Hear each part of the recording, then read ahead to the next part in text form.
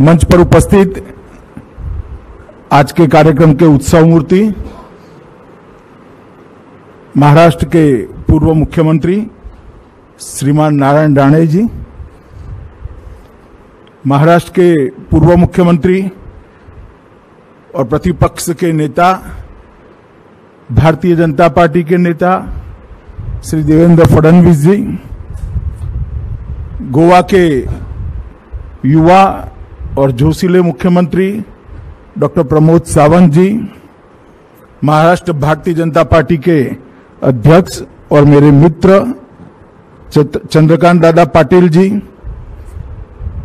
विधान परिषद में भारतीय जनता पार्टी के नेता और नेता प्रतिपक्ष भाई प्रवीण, भारतीय जनता पार्टी के राष्ट्रीय सचिव श्री विनोद तावड़े जी, श्री रविंद्र चौहान जी, राणे साहब का पूरा परिवार यहां पर उपस्थित है और आज आए हुए सभी इस क्षेत्र के गणमान्य देवियों, सज्जनों और प्यारे विद्यार्थी भाइयों और बहनों, आप सभी को नमस्कार। सबसे पहले तो मैं इस भूमि पर पैर रखकर, इस मिट्टी को छूकर एक बहुत बड़ी चेतना की प्राप्ति हमेशा से करता हूं, क्योंकि यही भूमि है जिसने पूरे देश को स्वदेश और स्वधर्म के लिए जान देने का संस्कार और जान देने का जज्बा दिया। जब मुगलों का शासन था, औरंगजेब का शासन था, चहु और घोर अंधेर रात्रि दिख पड़ती थी, कहीं पर तनिक मात्र भी प्रकाश के चिन्ह दिखाई नहीं पड़ता था। उस वक्त शिवाजी महाराज ने, एक युवा बालक जैसे शिवाजी महाराज ने स्वराज की बात कर पूरे देश के अंदर चेतना जागरूक करने का काम किया। वहां से चली हुई यात्रा आज मोदी जी के नेतृत्व में भारतवर्ष को विश्व गुरु बनाने तक पहुंची। उन्होंने जो इतने अल्प कालखंड के अंदर अनेक प्रकार के साहस किए, मुगलों की जमी हुई सत्ता को हिलाकर रख दिया और अंततोगत्वा हिंदवी स्वराज की स्थापना की। अपने जीवन के अंदर, एक ही जीवन में इतने सारे साहस और पराक्रम किए कि शायद ही कोई व्यक्ति कर पाए। अपनी जान की बाजी लगाकर, जान को हथेली में रखकर हमेशा के लिए किस प्रकार से स्वधर्म और स्वराज का झंडा आगे बढ़े, इसके लिए उन्होंने हमेशा पराक्रम करने के लिए वो प्रयत्नशील रहे। और ये जिला और स्थान इसलिए भी ऐतिहासिक है कि पूरे पश्चिम भारत में सबसे पहली भारत की नौसेना बनाने का काम शिवाजी महाराज ने इसी पवित्र भूमि पर, यहां से लेकर अफ्रीका तक जो दरियाई लुटेरे माल की आवाजाही को रोकते थे, और उस वक्त अंग्रेजों ने भी, यूरोपियनों ने भी दृष्टि डालना शुरू किया था। वो दूरंदेशी व्यक्ति ने उस वक्त नाप लिया था कि नौसेना नहीं है तो देश सुरक्षित नहीं रख सकता। इतना लंबा सागर किनारा जिस देश को है, उसको सुरक्षित करना चाहिए। और मित्रों, इसी सिंधु दुर्ग की भूमि पर विकास के एक के बाद एक काम निरंतर करने का अगर किसी को यश प्राप्त है तो श्री नारायण राणे जी को प्राप्त है। इसमें आज एक और कड़ी जोड़ दें। नारायण राणे जी की छवि कई प्रकार से कई लोग वर्णित करते हैं, मगर मैं उनको देखता हूं कि जहां पर भी अन्याय होता है, वहां अन्याय के खिलाफ खौफ रखे बगैर, डर रखे बगैर संघर्ष करने वाले व्यक्ति की। और ये बहुत महत्वपूर्ण है सार्वजनिक जीवन में, क्योंकि जो अपने अन्याय के सामने नहीं लड़ सकता, वो जनता के अन्याय के सामने कभी नहीं लड़ सकता। और राणे साहब के जीवन में जब कभी भी अन्याय के मौके आए, तब उन्होंने निश्चित रूप से भविष्य की सोच करे बगैर अन्याय का सामना किया, उसके खिलाफ संघर्ष किया और इसीलिए इनकी राजनीतिक यात्रा बहुत टेढ़ी मेढ़ी है। मुझे भी कुछ पत्रकारों ने कहा कि आपके यहां भी अन्याय होगा तो क्या होगा। मैंने बोला हम अन्याय करेंगे ही नहीं, सम्मान करेंगे, आप चिंता मत करें।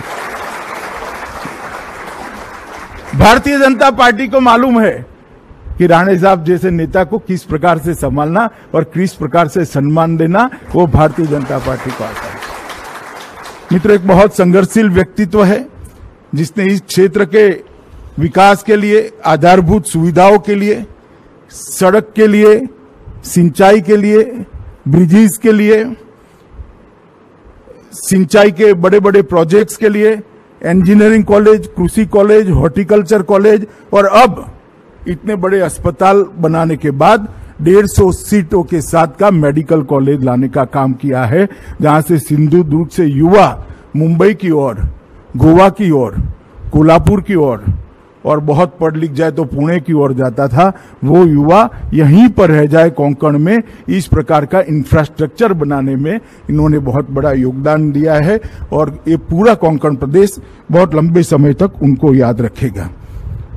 मेडिकल कॉलेज के बारे में प्रस्तावक महोदय ने बहुत सारी बातें की है, मैं ज्यादा कुछ कहना नहीं चाहता हूं। सिर्फ एक ही बात का मैं राणे साहब को आग्रह करना चाहता हूं कि आपकी लाइब्रेरी मैंने आते वक्त देखी, बाहर से देखी है, मगर बहुत सुंदर मकान आपने बनाया है।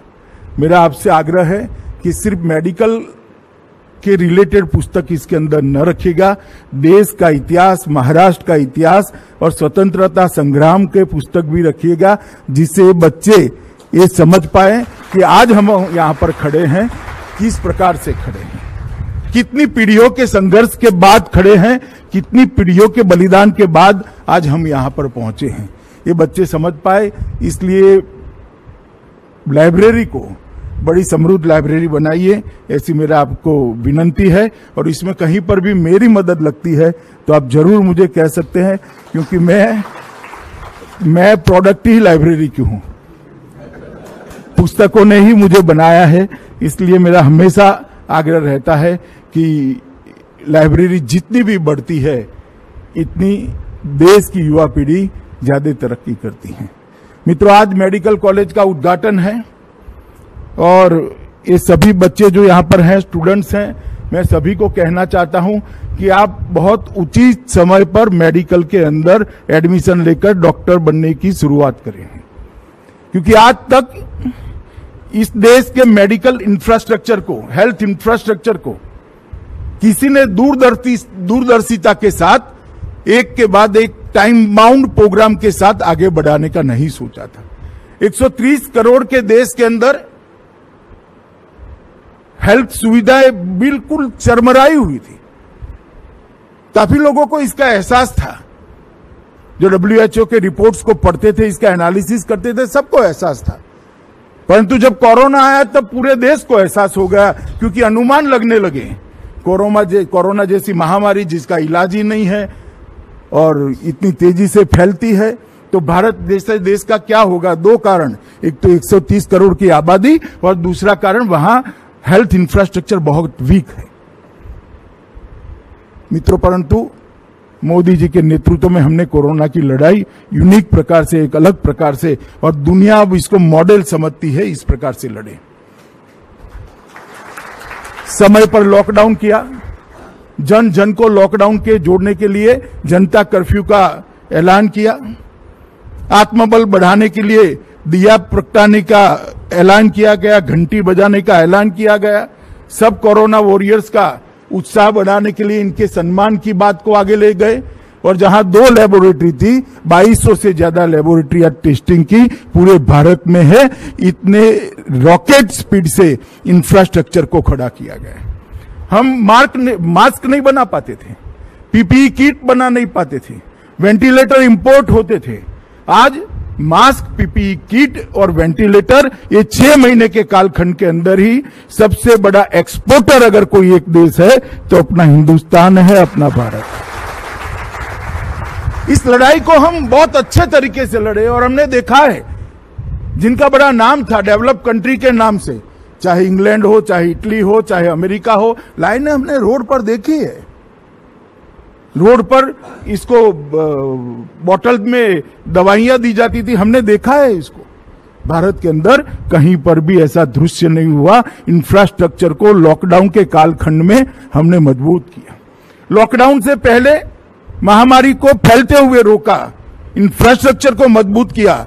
लॉकडाउन उठा, थोड़ी महामारी फैली तो उससे लड़ने के लिए हमारे डॉक्टर भी तैयार थे, हमारा मेडिकल पैरामेडिकल स्टाफ भी तैयार था और इंफ्रास्ट्रक्चर भी तैयार थी। इसका नतीजा क्या आया? दुनिया भर में बड़े देशों में सबसे कम मृत्यु का दर अगर किसी देश का है तो America, Europe, England, France, Germany, Japan, Italy का नहीं है, मेरे और आपके देश भारत का है। सबसे ज्यादा रिकवरी रेट रखने वाले देशों में अगर कोई है तो भारत है। और मुझे भी कोरोना हुआ था, थोड़ा ज्यादा ही हो लगा, काफी लोगों को आनंद भी होने लगा था, परंतु मैंने उस वक्त डॉक्टरों के साथ चर्चा बहुत की और क्या करता, अस्पताल में था, तो उन्होंने जो यहां रिसर्च पेपर तैयार करे, एक्सपेरिमेंट करे, वो एक्सपेरिमेंट को दुनिया के 170 से ज्यादा देशों ने as a line of treatment adopt किया और अपने देश के अंदर भारत की लाइन ऑफ ट्रीटमेंट को एडॉप्ट कर दुनिया की। ये लड़ाई जो हमारे डॉक्टर्स लड़े हैं, पैरामेडिकल स्टाफ लड़ा है, वो लड़ाई के लिए जितनी बधाइयां हम उनको दे वो कम है मित्रों। वो लोग बधाई के पात्र हैं।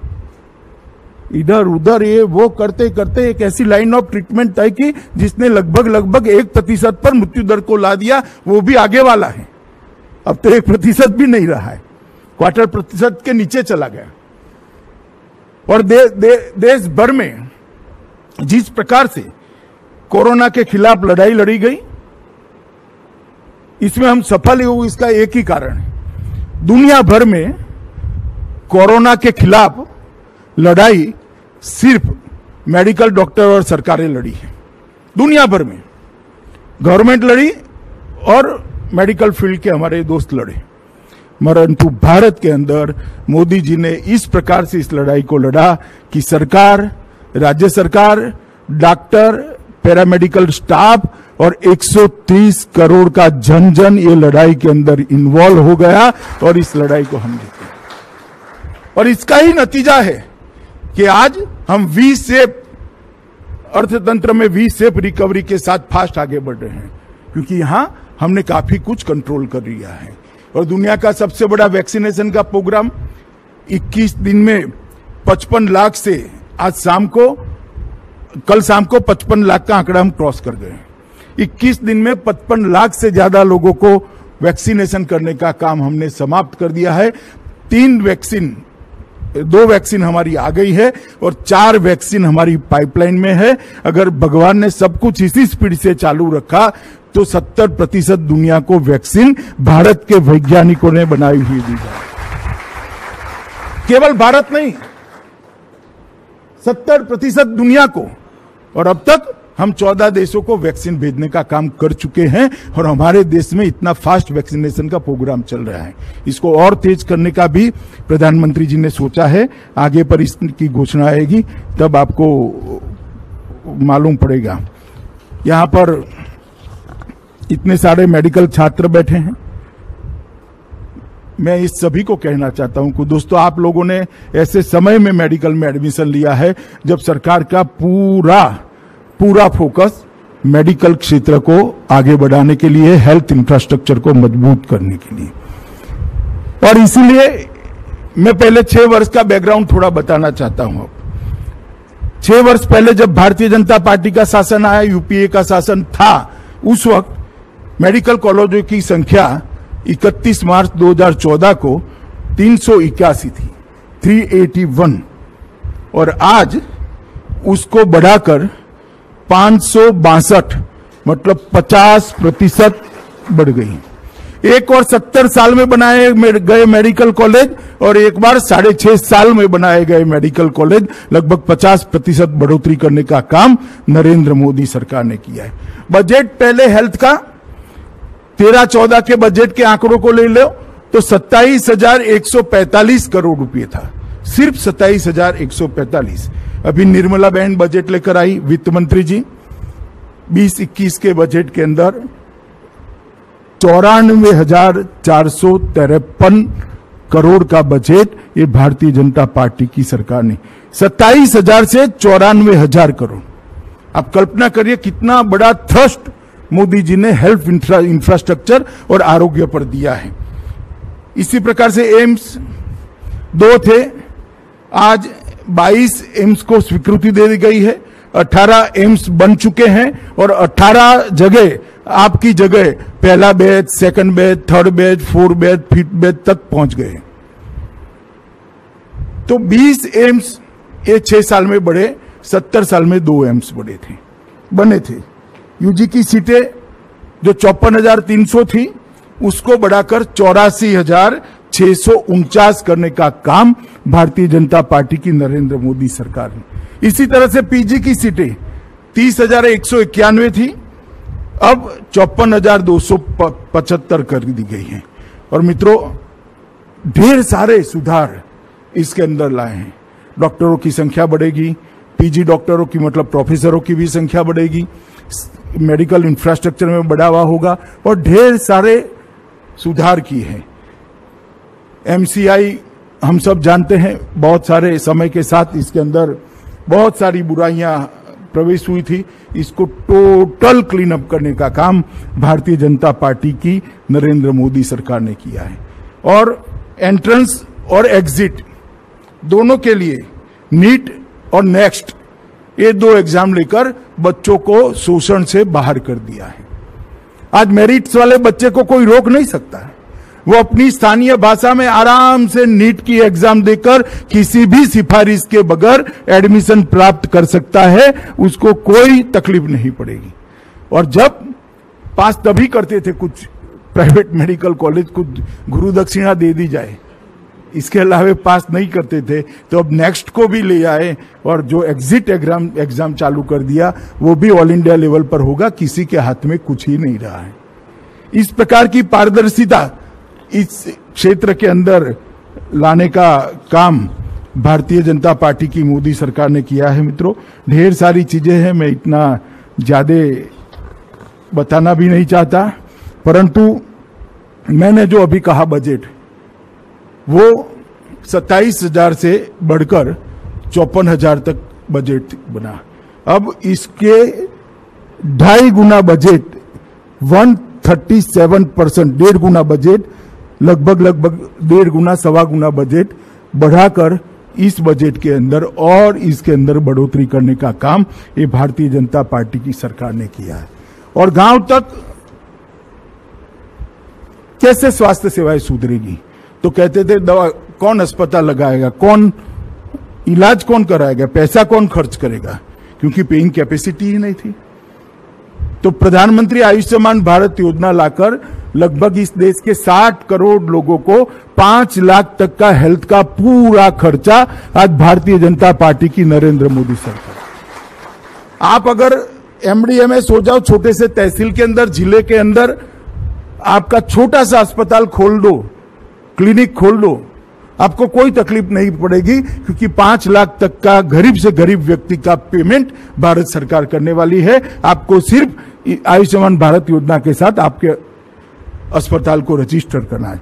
ऐसी ढेर सारी सुविधाएं भारतीय जनता पार्टी की सरकार ने खड़ी की है मित्रों। और मैं इसीलिए आपको कहता हूं कि आप ऐसे अच्छे समय पर आपको एडमिशन मिला है कि जब आप यहां से डॉक्टर बनकर निकलोगे, ढेर सारी अपॉर्चुनिटी, संभावनाएं आपके लिए देश में आपके सामने खड़ी होगी। मित्रों, मैं महाराष्ट्र में आया हूं, मैं पार्टी अध्यक्ष था, तब यहां चुनाव हुआ था। देवेंद्र जी के नेतृत्व में हम चुनाव लड़े थे और इसके बाद में एक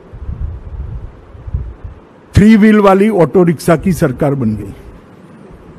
एक ऐसी ऑटो रिक्शा जैसी सरकार है जिसके 3 पहिए हैं, इसमें तो कोई आपत्ति नहीं, चलो भाई चौथा पहिया नहीं है, परंतु तीनों पहिए अलग अलग दिशा में चलते हैं। एक पूर्व में चलता है, एक पश्चिम में चलता है, एक उत्तर में चलता है और दक्षिण से पीछे से कोई खींचता है।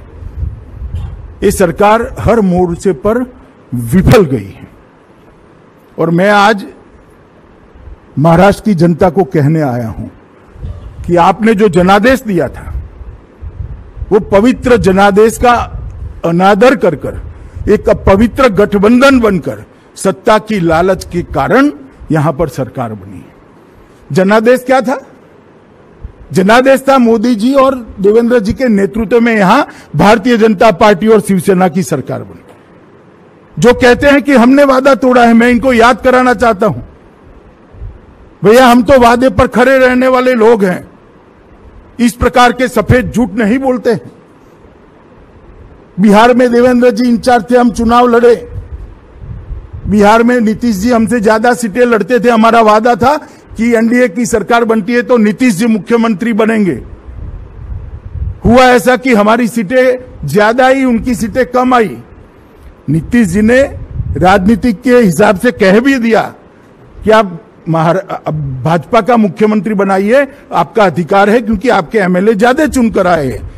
परंतु भारतीय जनता पार्टी के नेतृत्व ने निर्णय किया, प्रधानमंत्री जी ने निर्णय किया कि भारतीय जनता पार्टी वादे से नहीं मुकरती है और आज नीतीश कुमार जी बिहार के मुख्यमंत्री हैं।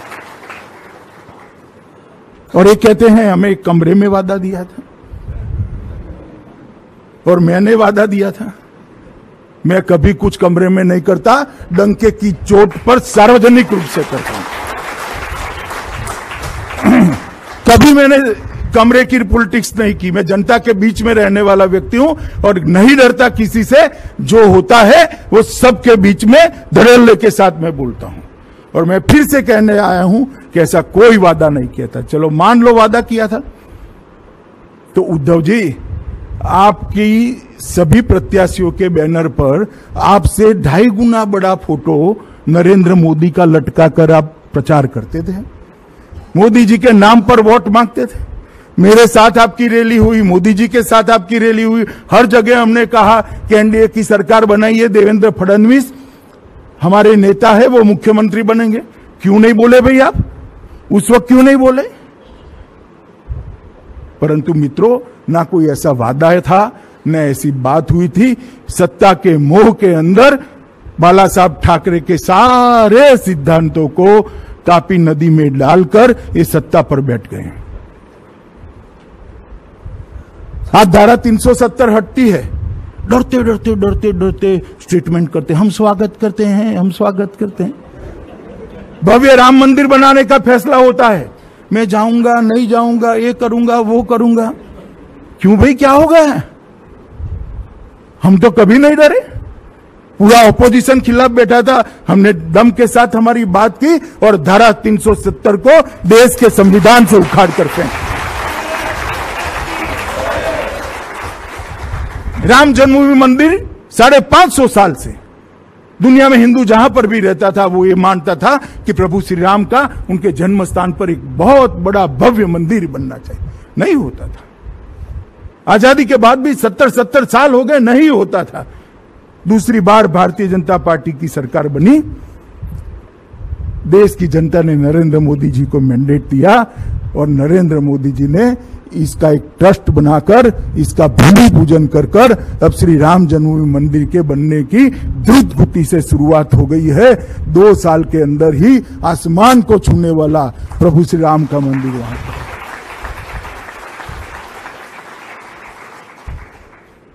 भारतीय जनता पार्टी सिद्धांतों के लिए राजनीति में आई है, राजनीति के लिए सिद्धांत नहीं बनाती है।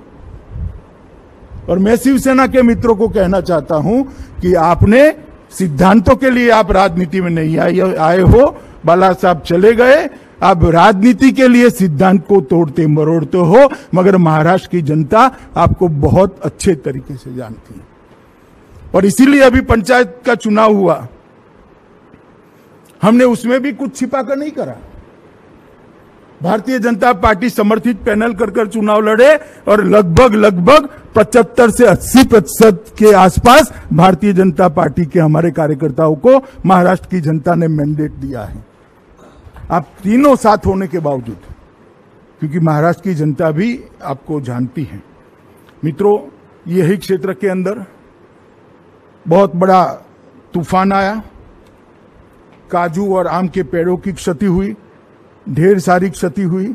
मुझे बताइए भैया, आपने मुख्यमंत्री जी को यहां देखा था क्या? देखा था किसी ने? देवेंद्र जी ने 3 चक्कर लगाए, मैं फोन पर पूछा करता रहता था, गांवों तक गए और काजू की वाड़ियों में भी गए।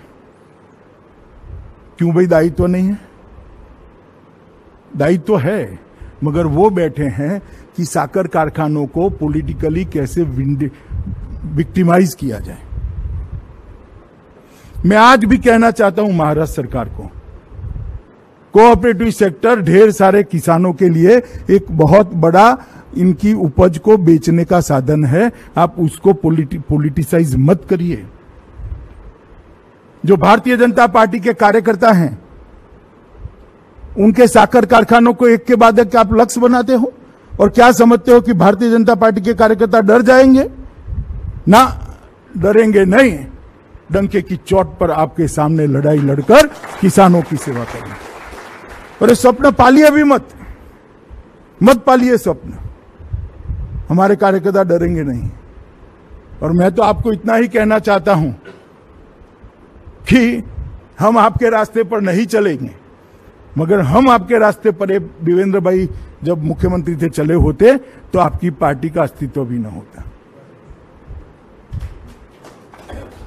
मगर हम चलना नहीं चाहते, ये रास्ता हमें अभिप्रेत नहीं है। हम जन कल्याण के मार्ग पर चलते हैं, हम अंत्योदय के मार्ग पर चलते हैं, हम राष्ट्रभक्ति के मार्ग पर चलते हैं, हम राष्ट्र कल्याण के मार्ग पर चलते हैं और यही सच्चा रास्ता है। मित्रों, मैं इतना ही कहना चाहता हूं कि आज जब मैं यहां पर आया हूं, एक बहुत बड़ी पढ़ाई लिखाई की व्यवस्था और वो भी मेडिकल फील्ड के अंदर शुरू होने जा रही है। हम सब की शुभकामनाएं राणे परिवार के साथ हैं। आपने जिस तरह से संघर्ष कर ये पहाड़ को, मैंने देखा कई जगह थोड़ा चक्कर लगाया, पहाड़ काट कर हर जगह को बनाया गया है। पहाड़ को काट कर जिस तरह से कॉलेज बनाई है, आने वाले दिनों में मेरे सामने बैठे ऐसे हजारों बच्चों के जीवन में ये पथदर्शक बने और ये बच्चे भारत के हर गरीब के स्वास्थ्य को अच्छा करने के लिए हमेशा दिन रात अहरनिश लगे रहें। आप सबसे भी मेरा अनुरोध है कि पैसे तो आप जरूर कमाइएगा, कमाएंगे भी, क्योंकि आप मां सरस्वती की उपासना कर रहे हैं, अभ्यास कर रहे हैं, मगर पैसे के साथ साथ पुण्य भी कमाने का रखिएगा। कोई गरीब की दुआ मिल जाएगी तो करोड़ों रुपयों से बड़ी होगी। इतना ही बात मैं करता हूं। फिर से एक बार अनंत अनंत शुभकामनाएं राणे साहब और उनके परिवार को देकर मेरी वाणी को विराम देता हूं। भारत माता की जय।